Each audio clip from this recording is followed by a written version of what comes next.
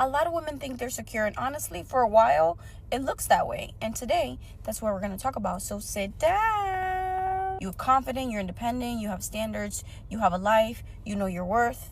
Everything feels solid until you actually care about someone. Until there's a text you hope comes through. Until there's a conversation that matters. Until there's something you can actually lose. And suddenly, the woman who felt so calm and confident starts overthinking, starts checking, starts spiraling, starts needing reassurance. And the biggest mistake women make at this point is thinking, he's making me feel that way.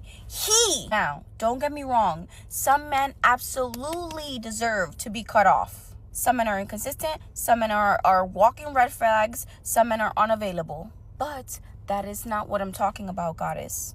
I'm talking about women who feel secure right up until intimacy enters the room. Because there's certain wounds you cannot see when you're alone. That is the purpose of relationship. Relationships are catalysts to show you more what is going on in your internal world. There are certain insecurities that stay completely dormant until somebody gets close up enough to show them and reveal them to you.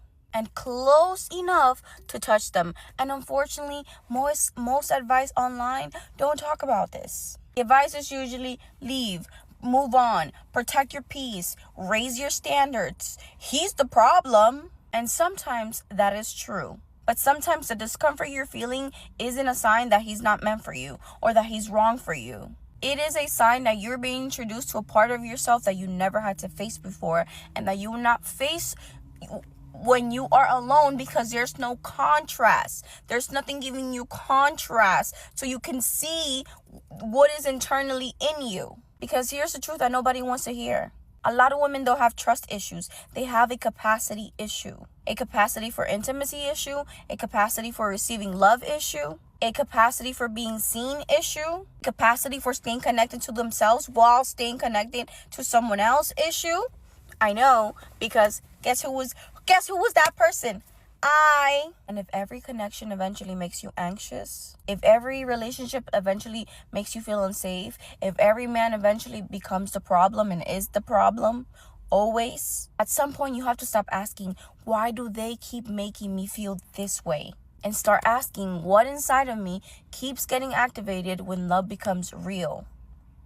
Because healing isn't learning how to avoid every trigger. Healing is increasing your capacity to stay rooted in yourself when intimacy arrives. And that is exactly what most women were never taught. Which is why they keep confusing self-abandonment with